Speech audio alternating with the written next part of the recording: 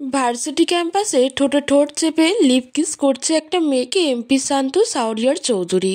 4 বছর পর প্রিয় মানুষকে অন্য ছেলের সাথে দেখে রাগ সামলাতে পারেনি, যার কারণে সবার সামনে রাগের ঠোঁট চেপে কিস করছে। মায়া ছটপট করছে ছাড়ার জন্য। সবাই ফ্রিতে সিনেমা দেখছে, কেউ কেউ ভিডিও করছে। পুরো 10 মিনিট পর ছাড়ে মায়াকে। জোরে জোরে নিঃশ্বাস নিচ্ছে মায়া। 2 সেকেন্ডের মধ্যে মুখে ব্যথা লাগে। শান্ত মুখ চেপে ধরেছে। সাহস কি করে হয় অন্য ছেলের হাত ধরার? ফাঁকা গুজিয়েছে তাই না? আজ ফাঁকা কেটে দেব আমি। কথা শেষ করে হাত শক্ত করে ধরে সবার দিকে তাকিয়ে ওয়ার্নিং দেয়, এই ঘটনা যদি কারো মোবাইল থেকে ইন্টারনেটে ছড়িয়ে পড়ে তাহলে তার এই দুনিয়াতে শেষ দিন হবে। Mind it.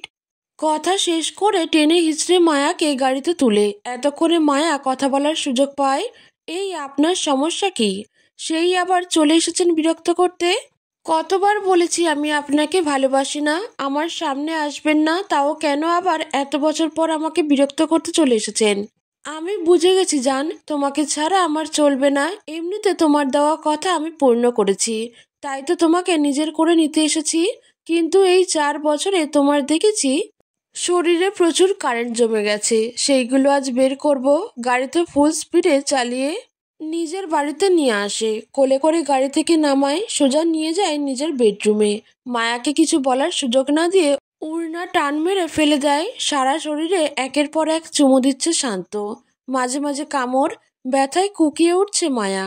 হাত বন্দি করে কিছু করতে পারছে না।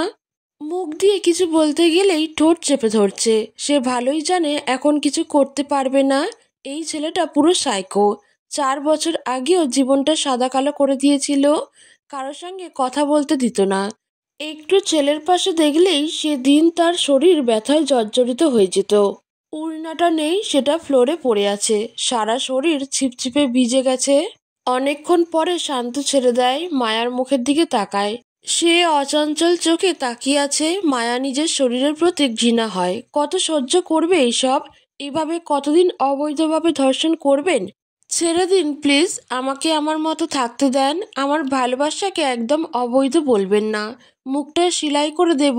কত সাহস তোমার অন্য ছেলের হাত ধরে হেসে হেসে কথা বলো। ভাগ্য ভালো মেরে ফেলিনি। নেক্সট টাইম এমন কিছু হলে বন্ধ ঘরে পড়ে থাকবে। জীবনে এই দুনিয়ার আলো বাতাস দেখতে পারবে না। ইউ নো হোয়াট, তুমি তো জানো আমি তোমাকে কতটা ভালোবাসি। You are only mine. কেউ চোখ তুললেই তার চোখ উপড়ে নেব। কথাগুলো বলার সময় শান্ত গাল নাড়িয়ে কেমন সাইকোদের মতো করে ঠোঁট কামড়ে হাসছে। মায়ার শরীরে কাঁটা দিয়ে ওঠে। আজ থেকে তার জীবনের খুশি আবারও চলে গেল। এই সাইকো শান্ত তাকে শান্তিতে বাঁচতে দেবে না। আগেও এমন করেছে। 4 বছর আগের কথা মনে পড়ে গেল মায়ার। অতীত। ভার্সিটিতে নবীনবরণ অনুষ্ঠানে নাচ করছিল মায়া একটা ছেলের সাথে। সেদিন প্রথম দেখেই ভালো লাগা কাজ করছিল শান্তর। পর মুহূর্তে একটা ছেলের সাথে নাচ করতে দেখে তার মাথায় রক্ত উঠে যায়। ছোট থেকে তার কোনো প্রিয় জিনিস কাউকে ছুতে দেয়নি। এই মুহূর্ত থেকেই এটাও তার জিনিস। এর শাস্তি তো পেতেই হবে। নাচ শেষ করে অনুষ্ঠান অ্যাটেন্ড করে বাড়ি যাচ্ছিল মায়া। একটা কালো গাড়ি এসে মুহূর্তের মাঝে তাকে তুলে নিয়ে যায়। গাড়ি এসে থামে একটা পুরনো গোডাউনে। ভয়ে শরীর কাঁপে মায়ার। তার মাঝে পিছন থেকে গম্ভীর স্বরে কেউ বলে ওঠে, স্নোফল। সর্বাঙ্গ কেঁপে উঠল মায়ার। এটা কি নাম? কেমন হিমশীতল কণ্ঠ। স্নোফল, তুমি কাজটা একদম ঠিক করনি। তার শাস্তি তো পেতেই হবে। আমার ডিকশনারিতে যে ক্ষমা ওয়ার্ডটা নেই। কথা শেষ করে মায়াকে কাঁধে তুলে নিয়ে যায় সে। মায়া ছটপট করে চিল্লায়। শান্তর কোনো ভাবান্তর নেই। একটা রুমে এসে মায়া অবাক হয়ে যায়। চেয়ারের সাথে বেঁধে রাখা হয়েছে তার সাথে ডুয়েট নাচ করা কলেজের সিনিয়র ভাইয়া ইমাদকে। তোমার শাস্তি পরে, আগের প্রাপ্য শাস্তিটা দিয়ে দেই। শান্ত মায়াকে একটা চেয়ারে বসিয়ে অন্য একটি রুমে যায়। হাতে করে কিছু বক্স নিয়ে আসে। তার থেকে একটা সিলভার রঙের ছোট্ট বক্স নেয়। আস্তে করে ঢাকনা খুলে ইমানের পিছনে গিয়ে হাতের উপর ঢেলে দেয়। সেকেন্ডের মধ্যেই ঝলসে যায় হাত। চোখ খিচে চিৎকার করছে ইমাদ। হাত দিয়ে ধোঁয়া উঠছে। অ্যাসিড ঢেলে দিয়েছে হাতে। মায়ার শরীর কাঁপছে। এমন দৃশ্য জীবনে প্রথম দেখছে। শান্ত এবার বক্সটা নিয়ে সামনে আসে। একদম হৃৎপিণ্ড বরাবর ঢেলে দিল, ঝলসে যায় বুক। গলা কাটা মুরগির মতো ধরপড় করছে ইমাদ। মায়া চোখ কিচে রেখেছে, চোখ খুলে দেখে বক্সটা নিয়ে শান্ত তার দিকে এগোচ্ছে। চেয়ার থেকে উঠে পিছাতে থাকে মায়া, কিন্তু শেষ রক্ষা আর হয় না। মায়া পিছাতে পিছাতে দেয়ালে আটকে যায়। শান্ত গম্ভীর দৃষ্টিতে তাকিয়ে হাতের মাঝের বক্সটা দূরে ছুঁড়ে মারে। সেটা দেখে শান্তি নিঃশ্বাস নেয় মায়া। তোমাকে শাস্তি দেব না, এটা ভেবে থাকলে ভুল বুঝছো স্নোফল। মুহূর্তেই মায়াকে কোলে তুলে নিয়ে অন্য এক রুমে যায়। মায়ার বুক ধরপড় করছে, ভয়ে চারপাশ তাকায়। রুমটা আধো অন্ধকার, জানলা দিয়ে আসা ফিকে আলোতে বোঝা যায় সন্ধ্যা নেমে এসেছে। এই আধো আলোয় পরিবেশটা মায়ার কাছে ভীষণ ভয়ঙ্কর লাগে। শান্ত রুমে এসে ঠাস করে বেডে ফেলে দেয় মায়াকে। পকেট থেকে একটা কাগজ বের করে, সাথে একটা কলম। সাইন করো এখানে। কেন? কিসের কাগজ এটা? কাঁপতে কাঁপতে মায়া জিজ্ঞেস করে। শান্ত রেগে যায়, তবু মাথা ঠান্ডা করে। বেশি কথা না বলে চুপচাপ সাইন করো, নয়তো এখন বিয়ে ছাড়া বাসর করব। তোমার শাস্তি এখনো বাকি, তাই নিজের ভালো চাইলে সাইন করো। তবে মনে রেখো, এটা একটা সাধারণ কাগজ, ভয় পাওয়ার কিছু নেই। কথা শেষ করে মায়ার হাতে জোর করে কলম ধরিয়ে দেয়। মায়া ভাবতে থাকে, বিয়ে ছাড়া বাসর এর মানে কি? ভেবে নেয় এই লোকটার দ্বারা সব সম্ভব। একটা আগে যা করেছে। মায়া অনেক উকিঝুঁকি মেরে কাগজটা দেখার চেষ্টা করে, কিন্তু পারে না। ইজ্জতের ভয়ে সাইন করে দেয়। সাইন করা শেষ হতেই শান্ত কাগজটা পকেটে ঢুকিয়ে নেয়। শান্ত নিজের শার্ট খুলে ব্লেজার অনেক আগে খুলে ফেলেছে। ভয়ে মায়া এবার কেঁদে ওঠে। রেগে শান্ত ঠোঁট চেপে ধরে মায়ার ঠোঁটের ওপর। মুহূর্তের মাঝে শব্দ আর শোনা যায় না। ঠোঁট থেকে গলায় এসে শান্ত নিজের সর্বশক্তি দিয়ে কামড়ে ছেড়ে দেয়। আজকে আমার জীবনে তোমাকে নিয়ে একটা স্পেশাল দিন, তাই তোমায় বেশি কিছু শাস্তি দিলাম না, বলেই কোলে তুলে নেয়। ভয়ে মায়ার নাকের জল চোখের জল এক হয়ে গেছে, গলায় জ্বলছে। এখন আবার কোথায় নিয়ে যাচ্ছে ভাবতেই পারে না। ভয়ে জান বের হয়ে যাওয়া অবস্থা। সে মোবাইলের নিউজে শুনেছে এমপি শান্ত শাহরিয়ার চৌধুরী ভীষণ বদমেজাজি, রাগী, গম্ভীর। মায়া বুঝতে পারে না লোকটা তার সাথে এমন করছে কেন। আজ তাকে যতবার কোলে নিয়েছে, মনে হয় না ততবার ছোট থাকলেও তাকে কেউ কোলে নিয়েছে। কোলে করে গাড়ির সামনে নিয়ে আসে। দরজা খুলে মায়াকে বসিয়ে নিজের ড্রাইভিং সিটে বসে যায়। গাড়িতে উঠে আবার নিজের কোলে নিয়ে নেয় মায়াকে। অস্বস্তিতে ধস্তাধস্তি করতে থাকে মায়া। শান্তর সাথে পারে না, যত ধস্তাধস্তি করে তত শক্ত করে ধরে শান্ত। এক সময় হাল ছেড়ে দেয় মায়া। মিনমিন করে বলে ওঠে, সমস্যা কি? কি ক্ষতি করেছি আমি আপনার? আমার পিছু কেন পড়েছেন? ভালোবাসি, কথাটা বলেই কামড়ে দেওয়া জায়গাতে চুমু দেয়। মায়া অবাক চোখে বিরক্ত মিশ্রিত কণ্ঠে বলে, ভালোবাসেন মানে? মনে তো হয় না আপনি এর আগে আমাকে কোথাও দেখেছেন। তাহলে ভালোবাসেন মানে কি? আগে দেখিনি, আজ দেখেছি। 3 ঘন্টা 35 মিনিট 33 সেকেন্ড আগে 1 মিনিট এক নজর দেখেই ভালোবেসে ফেলেছি। ভালোবাসার জন্য সময় কোনো ব্যাপার না, 1 মিনিটেও ভালোবাসা যায়। এই যে দেখো, আমি প্রমাণ দিলাম। 1 মিনিটে তোমার প্রতি ডিম্পারেট হয়ে গেছি। আজ থেকে তুমি শুধুমাত্র আমার। কেউ চোখ তুলে তাকালেও তার লাশ পড়বে তোমার সামনে। You are only mine. Maya বাকরুদ্ধ হয়ে তাকিয়ে আছে। লোকটাকে পাগল ছাড়া আর কিছু বলা যায় না। নিজেকে ছাড়াতে ছলছল করে। একজনের ভালোবাসা দিয়ে তো হবে না। এমনিতে আপনার মতো রাজনীতিবিদ মানুষকে আমি 2 চোখে দেখতে পারি না। ভালোবাসা তো দূরের কথা। সুতরাং প্লিজ আমাকে ছাড়েন। ছাড়বো কিভাবে? জোড়া তো লেগে গেছে। কি? মায়া শান্তর কথা বুঝতে পারে না।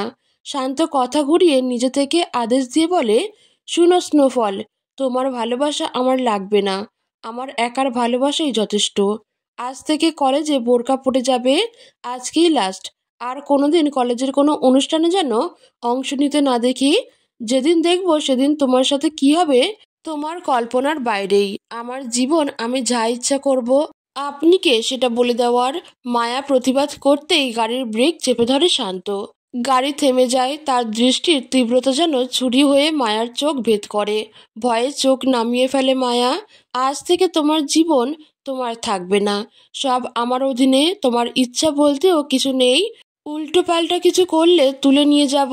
আর কোনোদিন এই দুনিয়ার আলো দেখবে না, কেবল আমাকে দেখবে।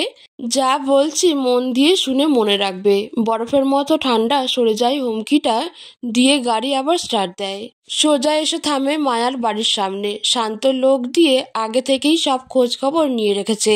গাড়ির গ্লাস নামিয়ে সামনে তাকায় 2 তলা বিশিষ্ট একটা মাঝারি সাইজের বাড়ি। একবার পাশে বসা মায়ার দিকে তাকায়, ভয়ে গুটিয়ে আছে। অন্ধকার হয়ে গেছে আস্তে আস্তে। হয়তো ভয়ে আছে, বাসায় কি বলবে। শান্ত রাগটা একপাশে রেখে কপালে একটা চুমু দিয়ে বলে, টেনশনের কিছু নেই। আমার বান্ধবী ইমা কল করে বলেছে তুমি অনুষ্ঠান শেষে তাদের বাড়ি গিয়েছিলে। ওর মা অসুস্থ, তাই আসতে একটু লেট হবে বলেছে। সুতরাং টেনশন ফ্রি হয়ে বাসায় যাও, সাথে আমার কথাগুলো মগজে রাখিও। ইমা বলেছে শুনে স্বস্তির নিঃশ্বাস ফেলে মায়া। তার মানে লোকটা তার সব ডিটেলস জেনে নিয়েছে। তাড়াহুড়ো করে গাড়ি থেকে নেমে যায়। মনে মনে শপথ করে 1 মাস সে কলেজে যাবে না, বাড়ি থেকে সহ বের হবে না। তাতে হয়তো এই লোকটা তাকে ভুলে যাবে। মায়া গাড়ি থেকে নেমে নিঃশব্দে হেঁটে চলে যায়। পিছন থেকে এক দৃষ্টিতে শান্ত তাকিয়ে থাকে। পকেট থেকে কাগজটা নিয়ে নিজেও একটা সাইন করে নেয়। 3 দিন পর। 3 দিন হয়ে গেছে মায়া কলেজে যায় না। মায়া কিছু জিজ্ঞেস করলে অসুস্থ নানা বাহানা দেয়। অন্যদিকে শান্ত ফুল স্পিডে গড়িয়ে মেয়েদের বাড়ি আসে। মায়াকে দেখতে না পেয়ে শান্ত প্রায় পাগল। প্রতিদিন গাড়ি নিয়ে কলেজের সামনে দাঁড়িয়ে থাকে। সর্বশেষে হতাশা হয়, কাঙ্ক্ষিত মানুষটা আর আসে না। আজকে শান্ত আর সহ্য করতে পারে না। যা হবে আজই হবে। সে এই মেয়েকে মাথায় তুলে আছাড় মারবে আজকের। সে বুঝেছে এই মেয়ে ইচ্ছা করে আসছে না। হঠাৎ গাড়ির এমন জোরে সাউন্ড, মায়া কৌতূহল হয়ে বাইরে তাকায়। কলিজা লাফিয়ে ওঠে। হাতে চাবি নিয়ে রাগী মুডে এগিয়ে আসছে শান্ত। হাতে থাকা নুডলের বাটিটা ফেলে এক দৌড় মারে কিচেনের দিকে। আম্মু, তোমাকে আমি পরে সবকিছু বলবো। আমাকে বাঁচাও। এখন যেই লোকটা আসবে বাড়িতে তাকে বলবে আমি 2 দিন ধরে অসুস্থ ছিলাম। প্লিজ একটু মিথ্যে নাটক করো, আমি তোমাকে সব পরে বলবো। কথাটা বলে মায়া উপরে নিজের রুমে চলে যায়। তাড়াতাড়ি এসি বন্ধ করে। ব্ল্যাঙ্কেট জড়িয়ে নেয় শরীরে এত গরমের মাঝেও। সে মোবাইলে দেখেছে এমপি মানে খুব খারাপ, এমপি মানে চোর ডাকাত। তাদের মানুষ খুন করতেও হাত কাঁপে না। সেদিন নিজের চোখেই দেখেছে। তাদের জীবনের কোনো নিশ্চয়তা নেই। এই কারণে সে কখনো এই অশান্তকে মেনে নিতে পারবে না। সেই দিনের সিনিয়র ভাইটার কথা ভাবলেই এখনো শরীর কাঁটা লাগে। মায়া, মায়া, কোথায় তুমি? 1 সেকেন্ডের মাঝে আমার সামনে এসে দাঁড়াবে। কিচেনে বিস্ময়ে দাঁড়িয়েছিলেন রীতা বেগম। মেয়ের কথা সে বুঝেনি। ড্রয়িং রুম থেকে এমন চিৎকারে দ্রুত হাতে থাকা খুন্তিটা ফেলে দেয়। ড্রয়িং রুমে এসে এমপি শান্ত সাহরিয়ার চৌধুরীকে দেখে অবাক হয়ে যায়। কিছু মাস আগে এমপি পদে বিপুল ভোটে জয়লাভ করেছে। এই লোকের সাথে তার মেয়ের কি সম্পর্ক থাকতে পারে? দেখে বোঝা যাচ্ছে অনেক রেগে আছে।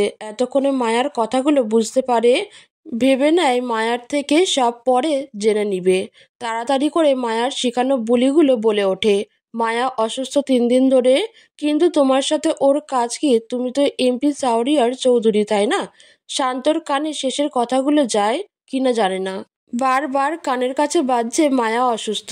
রিকা বেগম কে আর কিছু বলার সুযোগ না দিয়ে দৌড়ে উপরে উঠে যায়।